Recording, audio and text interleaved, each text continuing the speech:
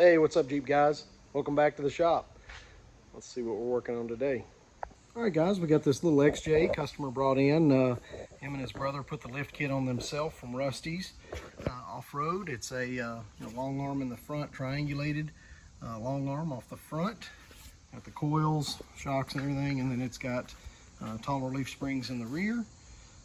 But as with most things, once you go big, the kind of collateral damage or collateral issues from making big changes is he's got a little bit of drive shaft vibration in the rear, and he wants to do good upgrades. So we are going to do this supplied slip yoke eliminator that he supplied.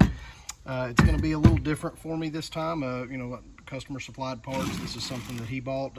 All the parts I've inspected, they look good, but it does not include a rear drive shaft with the Jeep, as like the TJs and things like that are very easy to calculate.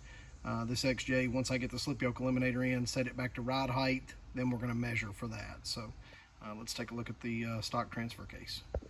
All right, guys, got this thing up in the air, and with this being a bolt-in long arm kit, this does utilize a little different transmission mount transfer case cross member. So I'm going to do something I've not done yet. I'm sure I'm not the only person in history, but I'm going to put a slip yoke eliminator in, leaving the back case bolted to the transmission. No different than doing it on the bench, just doing it horizontally instead of vertically. But yeah, we're going to tear into it and put that in this Jeep now. Again, I'll have to remove both drive shafts, still have to remove the speed sensor, drain the fluid, pull the snout off, and then split the cases. But shouldn't be any reason we can't get that done, so let's tear into it. All right, guys, went ahead and got the fluid drained out of the transfer case. So now I'm going to set up, and we're going to pull the drive shafts front and rear, and the speedometer. We'll pull the speedo sensor out, and then we'll pull the rear snout off and take a look at the inside of the transfer case. So let's dive in.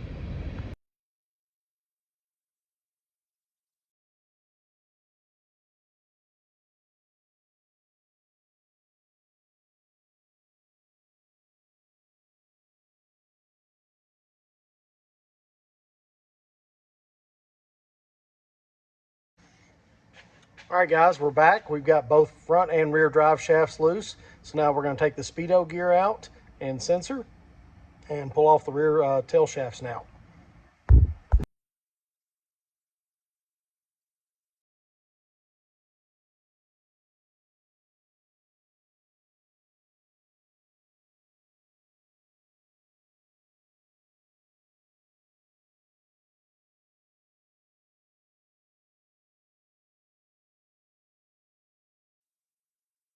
All right, guys, as you can see, we got the rear tail shaft cover off. Got the rear tail shaft cover off. I usually just knock this seal out. It gives me access to the snap rings and everything inside that bearing, and this is now trash. And the next thing we will do is actually clean up everything and then split the case. So let's get into that.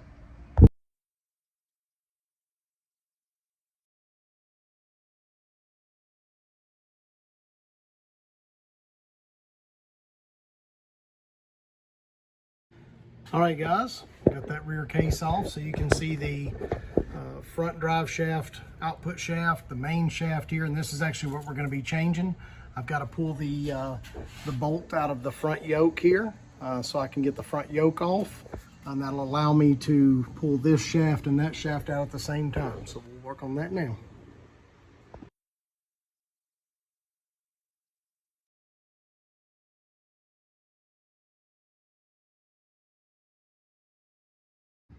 All right, guys, there's the inside of the transfer case with the shafts pulled out.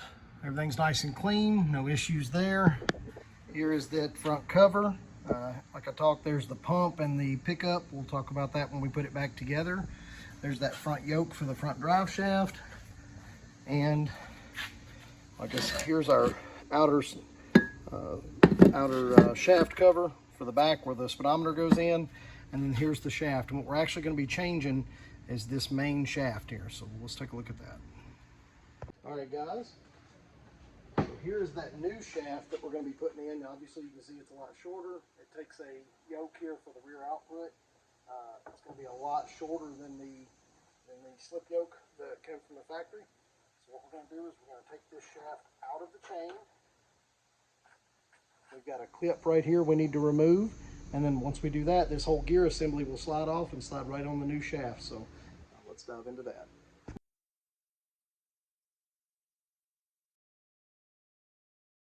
All right, guys, here's that new slip yoke eliminator shaft.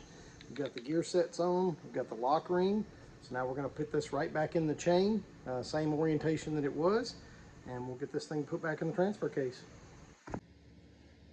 All right, guys, I went ahead and took the case, the back case and the front case that I've got, and I went ahead and cleaned all that silicone off. There is no gasket. It only uses a thin layer of silicone, as these are really machined to fit each other. But before I put it back together, I'm going to take a little brake clean on a rag and just get all of that off to give the silicone the best chance, to make that great seal. Because the last thing we want to do is do this work and then it leak. So clean that case surface off really well. I'm going to clean the rear cover case in the same manner, and then we're going to stick the shafts and the chain back in. Here we go. One more thing, guys, you'll notice, and you may have seen it when I disassembled it, it actually fell out. But right here is actually a provision for a magnet. So we're going to clean this magnet up really good before we put it back in. That's made to catch and hold all of those little metal fragments that are going to be floating around inside the transfer case. So as always, the last thing you want to do is put it all back together and then find this laying on the workbench. So we're going to clean that up. I'll stick that right back in place, and now it's time to set the shafts.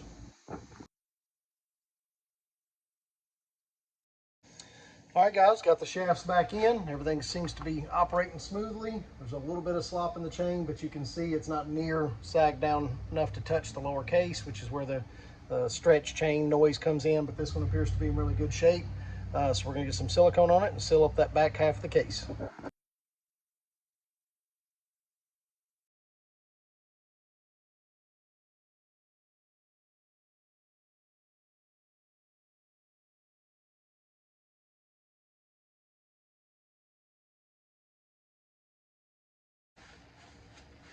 All right, guys, we got the two halves of the case back together. This is the pump.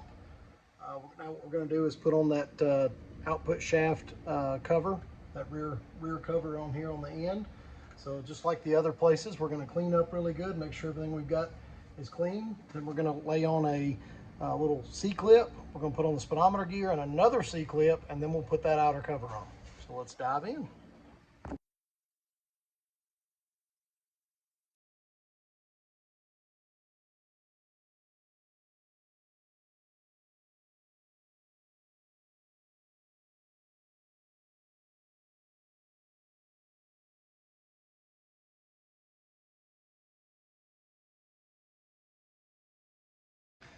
All right, guys, case went back together really smooth. The output shaft cover, that rear tail shaft case went on really well.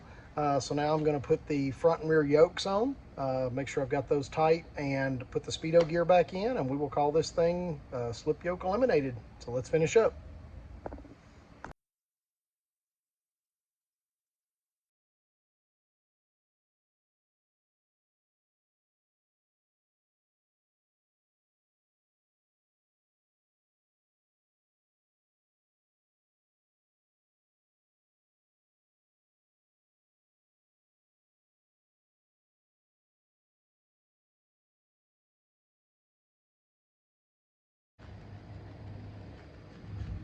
Well, there you go, guys. We just did a slip yoke eliminator in the chassis. To be honest, it may be the way I do it going forward. It seemed like it was a much easier design process. Certainly, it takes some finesse to know how to get that main shaft back in those nesting gears. I don't know if I'd recommend the first time you ever do a slip yoke doing it this way, because it does take a little bit of that. I've done it a couple of times before to get the feel of how everything falls together.